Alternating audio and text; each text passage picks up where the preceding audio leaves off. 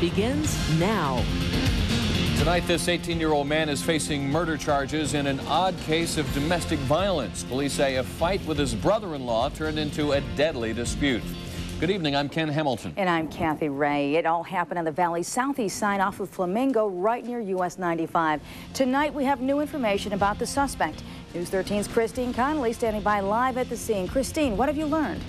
Well, Kathy, a close friend to the family tells me the suspect, Jason Weber, had gone through counseling, but despite that, she says that Metro was a familiar sight at this house, and angry voices, a familiar sound. Detectives say 18-year-old Jason Weber waited for them, surrendering peacefully when police arrived. He was starting to drive away, but he didn't. Then a girl came out from behind, from the backyard, and she was crying hysterically, talking to the guy in the El Camino, and then she ran down the street. And he kind of went forward and backed up, and then went forward and he backed up, and he stayed, got out of his car and sat on the hood. And that's how officers found him, just inches away from the scene. Detectives say inside the house, his 31-year-old brother-in-law was lying in a pool of blood, clutching onto a metal bar. Weber's been charged with the murder, but police couldn't tell us his motive. Friends think he was trying to protect his sister. First of all, Jason never did like her husband from the beginning. Just didn't trust him. So I could see that Jason always protected his sister, always, no matter what.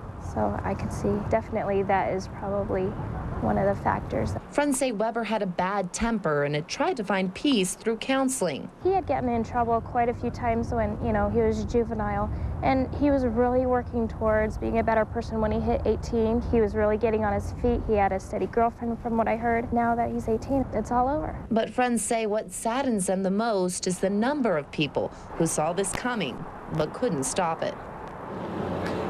Police tell us that Weber does have a prior record, but what, we don't know. They also tell us that they believe that he tampered with the crime scene.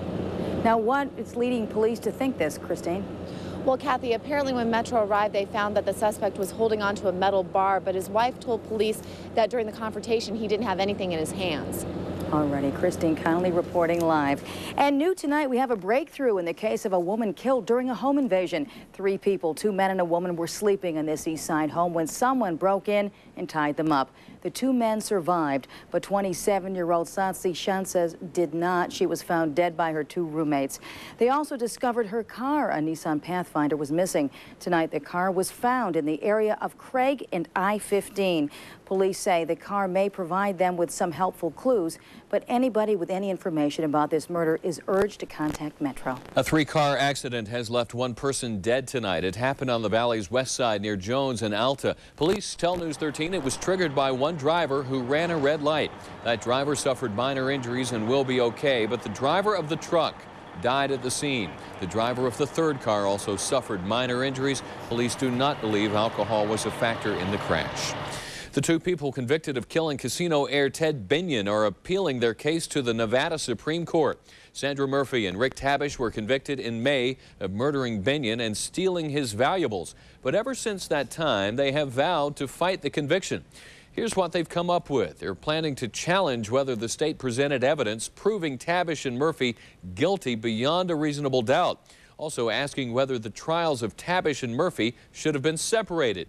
And the 2 were tried together as co-defendants, as you may recall. Also, they're going to look into claims of misconduct by at least 1 juror in the case.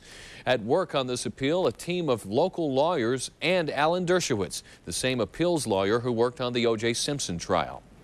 Autopsy results are expected soon as the coroner's office examines the body of a French citizen who died at the Clark County Detention Center. We want to show you the videotaped images that show the scuffle that ended with the death of 33-year-old Philippe Lemon. Metro officers deny that Lemon was beaten by corrections workers, but his family and French officials are furious. Lemon's cousins tell us a private pathologist cites injuries to his head and excessive use of mace as the causes of death. A former Nevada teacher could be spending the next 5 years behind bars after admitting she had sex with a 17-year-old male student. Sentencing is set for tomorrow in Washoe District Court for 31-year-old Diane Flannery. The former Sparks High School English teacher pleaded last month to unlawful sexual conduct by a school official with a minor. A huge gas leak caused a dangerous situation near Cheyenne and Wallapai this afternoon. Crews working on Interstate 215 cracked into one of Southwest Gas's major natural gas lines. It was a highly pressurized 16-inch pipe. Natural gas was blowing into the air for about an hour before the gas company could shut it off. People who live nearby say this isn't the first time. It was a replay of the same thing that happened a couple of years ago when the bulldozer got into this same line. What did it sound like? Just all of a sudden you had a tremendous roar. And I looked outside. I knew what it was because the sound was the same. And I looked outside and all the dust and everything flying, but I knew what had happened. I just didn't know where.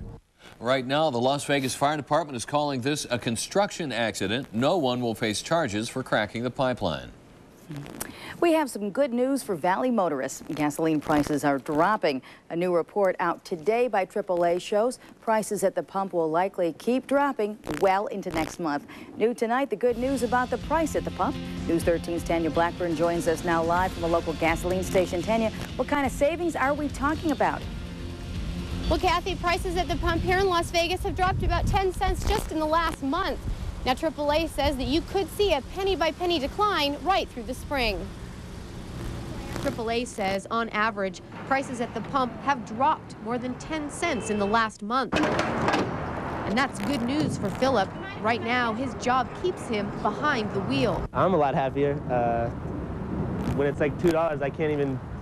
When I work, I do run errands, and like they send me around all day, but like it's terrible. I can't even compare to like the gas that I'm spending to the money I'm making.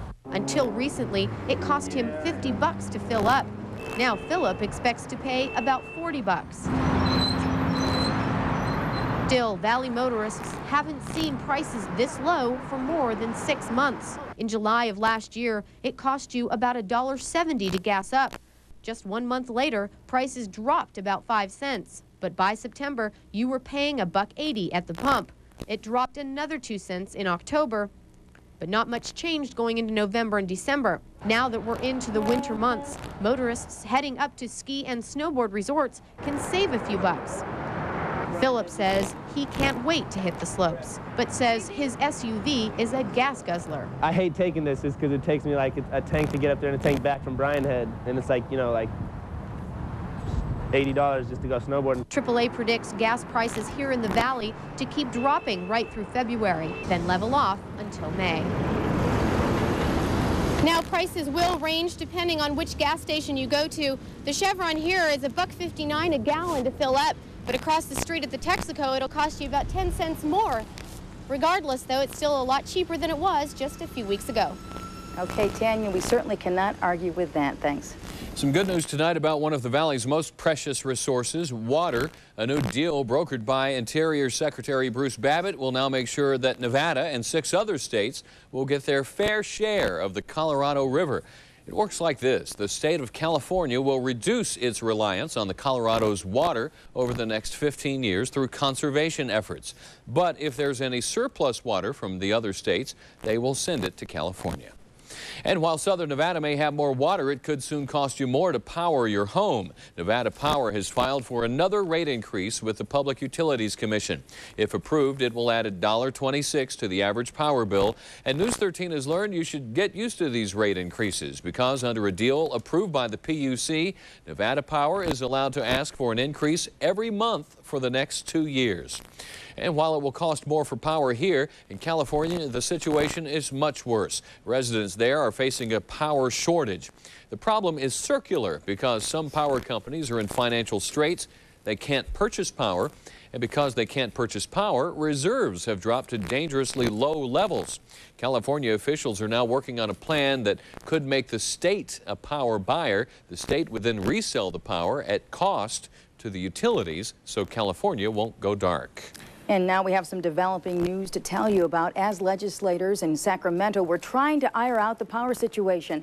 An 18-wheeler loaded down with powdered milk plowed into the Capitol building there. The driver, we're told, died at the scene. Why he crashed into that building remains unclear at this hour. Imagine a baby selling scandal online involving a set of twins on both sides of the Atlantic. Police have uncovered a very bizarre scheme. 6-month-old twins known as Belinda and Kimberly have been sold twice on the internet to adoptive parents in 2 different countries. First, the California parents paid the birth mother $6,000, but the parents in Britain who ended up with the babies paid $12 grand. I'm determined and they're my children and I'm keeping them, and we fought long and hard. They have no right to the children because the court in Arkansas had no jurisdiction, and regardless of what they get from that court, they cannot legally keep the children. The Allens have now asked the FBI to investigate. And convicted Oklahoma City bomber Timothy McVeigh now has an official date with the electric chair.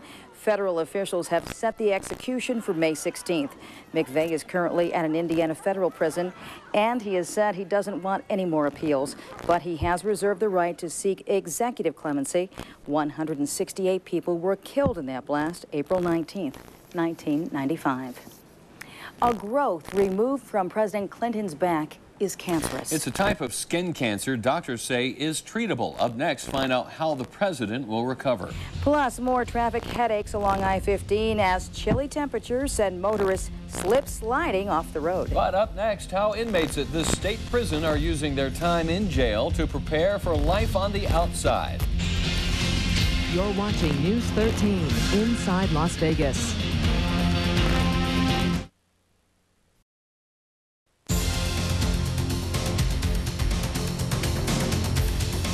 You know, ever since the escape of the Texas 7, an ugly spotlight has been cast on prisoners and what they do with their time behind bars. Some say the prisoners should just sit out their time. Others believe rehabilitation is the key to turning things. Tonight, News 13's Carolyn Jefferson takes a look at Nevada's high desert state prison and one man's effort to create a new life on the outside.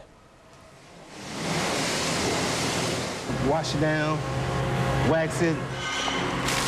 Joseph Hughes doesn't plan on washing cars forever, but he's getting a clean start, the first step in rebuilding his life. I'm willing to, to work, be honest about, where I work at, be honest about the type of life that I live.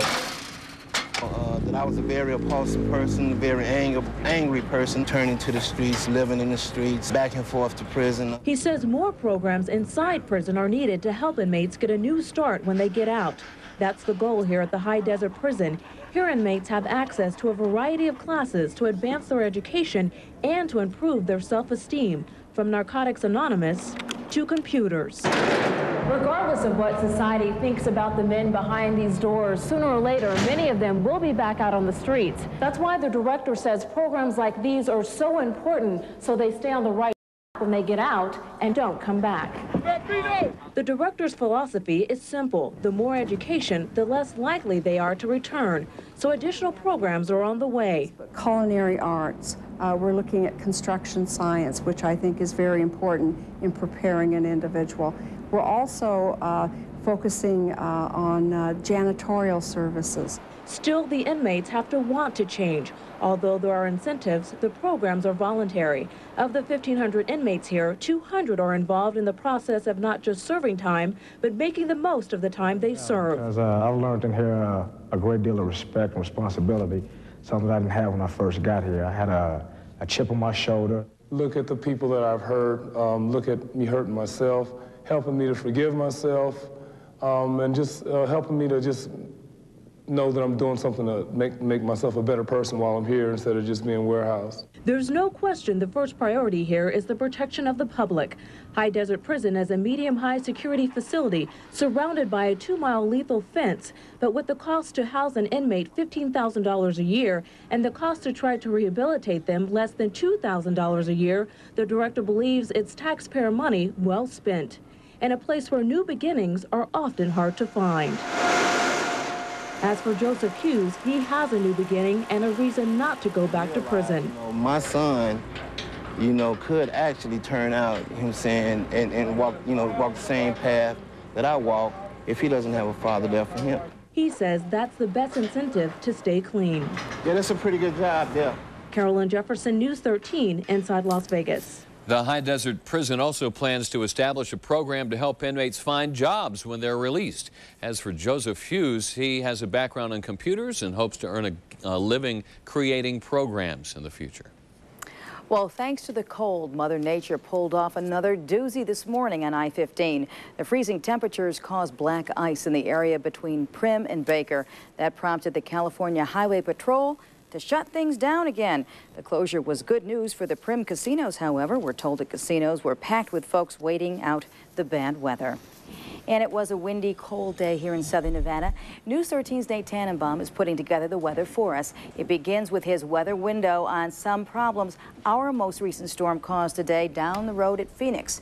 It spelled snow for parts of Maricopa County. While beautiful to look at, the unusual winter weather caused some real problems on the roadways, with portions of US 60 also shut down today. Nate can't appear on News 13 for now because of previous contractual obligations, but he can tell us what's going on. Here are the 11 o'clock numbers. It's 41 degrees, humidity 36%, wind out of the north at 14, barometer 30.17. Now the numbers for the day. Our high today was once again about 10 degrees below normal. It was 48 degrees. The low, a wind chilly 38. Now, we're speaking of the wind chill. Did you know that you can get your very own copy of Nate's wind chill chart from our website? There's what it looks like right there. And here's how it works. You take the temperature off the top row of numbers. Let's say it's 38 degrees with the wind speed from the left side of the chart, say 20 miles an hour right there in the red. You put them together, they meet in the middle.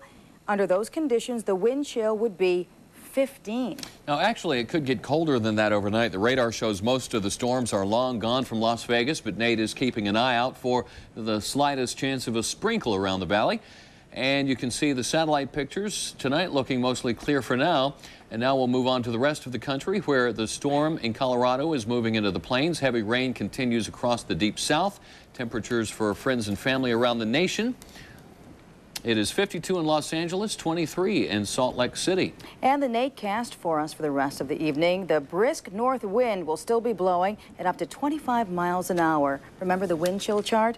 Now that makes the low of 33 feel more like 4 or 5 degrees above zero. So make sure the kids are bundled up in the morning. For tomorrow, mostly sunny, but still breezy with a high again in the upper 40s.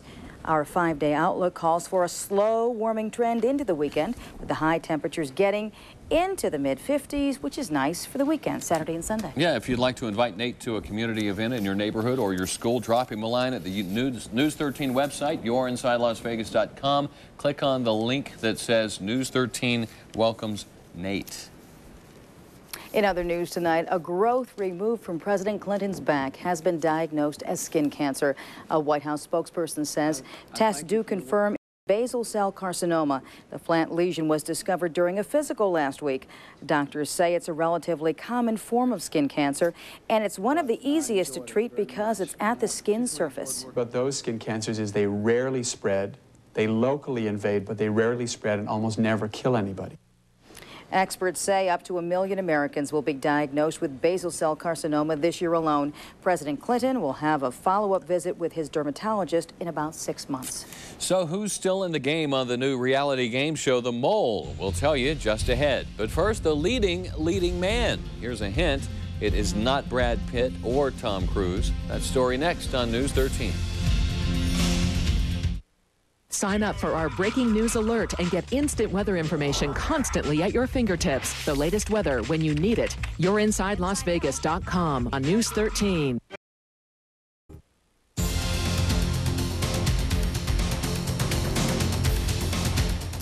In your opinion, who is the best leading man of all time? So many possibilities, but a group of film experts in Britain has spoken. They say, you saw him there, Paul Newman, numero uno, edging out Tom Hanks, who finished second, rounding out the top 5, Jimmy Stewart, Harrison Ford, and Marlon Brando. The ever-suave Cary Grant came in 6th, and a still hot Robert Redford, number 7. Tom Cruise and Sean Connery tied for 8th place, although Sean Connery also was the public's top pick, with Gary Cooper at number 10. Well, if you watched The Mole tonight, you know who got kicked off the show. If you missed it, here's the scoop. 23-year-old Offie has been 86th. According to the rules, Offie got the lowest score when it came to answering questions about who is the mole. At stake, a cool $1 million. As for the Survivor comparisons, host Anderson Cooper has this to say. I'm biased, but frankly, I do think it's better than Survivor. I think it's a lot smarter. Thankfully, we weren't trapped on an island. We were traveling about 15,000 miles, 4 different countries, 2 continents. There's no fat, naked people running around in our program. And, you know, the closest we got to eating rat was ratatouille. The Mole can be seen right here on News 13 every Tuesday night at 8 o'clock. Coming up next, good news for Rebel football. And another day in the Rick Pitino watch. Ron has the very latest coming up next in sports.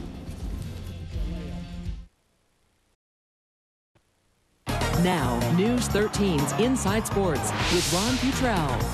UNLV Athletic Director Charlie Cavanero is in Florida tonight to meet with Rick Pitino tomorrow. Yesterday, Pitino backed off from the talk about this deal being done. He says he wants to wait until the season is over to make a decision. Well, that could be a smokescreen. It could be accurate. Charlie could be going to sign Pitino. He could be going to try to save the deal. Nothing definitive, really, at this point. One thing we do know is we've seen this video way too many times. Oh, no, we do know also the regents are set to meet Thursday morning. This is their regularly scheduled meeting. Some regents have said they would like to know what's going on here and hope that University President Carol Harder would let them know during the meeting what's happening here. Now, one of the problems UNLV has right now is that it is Harder and Cavanero who insisted that their current coach, Max Good, was not an interim coach, that this was his job. And then now they're out looking for another coach. That certainly does not look good, isn't fair to Good. But UNLV wants to get Pitino before other jobs open up when the season is over, is the plan here. As for the Rebels, they have their own issues right now. Last night, UNLV traveled to Provo. It wasn't very pretty for Rebel fans. Kaspars Kambala had his worst game as a Rebel. He made 2 free throws, got 1 rebound. That's it. Sat the bench most of the second half. Trevor Diggs accused Cass of giving up on the team. Cass refused to join the team on the sidelines during a timeout. The Rebels lost the game by 28 points. They play Monday night at home against New Mexico. Better get things together by then, or this team could head south in a hurry. The preseason rankings are out for college football, and the Rebels, according to one poll, are a top 20 team. CNN Sports Illustrated have the Rebels at 19th in the nation. Wow. Yeah, wow. John Robinson is putting together another great recruiting class. They play a tougher schedule next year, and Rebel football is getting some respect nationwide. Rebels finished last season with an 8-5 record with that win over Arkansas in the Las Vegas Bowl. They open next season at Arkansas September 1st. Spring practice begins March 20th. Mark these dates down, March 20th. Jason Thomas, by the way, should have plenty of time to heal that sore right foot that's in a cast right now. Marcus Camby says he feels bad about hitting his coach last night. He regrets that he lost his cool. Camby didn't mean to hit Jeff Van Gundy, the Knicks coach. Watch the play here. Van Gundy was actually trying to keep Camby from hitting Danny Ferry, and he got in the way. It worked. Van Gundy got 15 stitches over his left eye because of it. The NBA will probably take a slice at some point out of Camby's paycheck. It was a stupid thing on my part during reacting the way I did. Like I said, when I saw the blood, and it was just something a quick reaction that came over me, which I knew it was out of character for me. So, I mean, I just have to wait and see, today or tomorrow and everything. It was Van Gundy also, you may recall, during a fight, a brawl with the Knicks and the Heat, when he grabbed onto Alonzo Mourning's legs and was drug around the court. He also he drove at one point a 95 Honda Civic, and it got blown off a jet runway by a jet engine. And so he hasn't had real good luck lately with things happening for him, does it? To him. And he's probably a normal height, but he looks so small compared to all the giants. Compared to the big guys. Yeah, and can't be certain. Well, he's going after Ferry. He shouldn't have been doing that. That was the first problem with this. And then whack your coach. Like, you don't do that. Not good. All right, thanks, Ron. We still have a look ahead at your morning weather conditions. Wake up forecast when we come back. Sign up for our breaking news alert and get instant weather information constantly at your fingertips. The latest weather when you need it. You're inside LasVegas.com on News 13. Let's take one more look at your Natecast. Well, it's all about wind chill right now. North winds blowing upwards of 25 miles an hour overnight will make the morning low of 33 feel more like 4 or 5 degrees above zero. And you can expect those same tomorrow, so dress warmly. Afternoon high tomorrow, 48 degrees. Feels like the Northeast. Yeah, not too far behind, Aaron. Yep. And that does it tonight for News 13 at 11. Thanks for watching. We'll see you tomorrow. Good night. Good night. Riverdance, limited engagement, February 13th through the 18th only at the Aladdin Theater for the Performing Arts. Tickets for Riverdance are on sale now.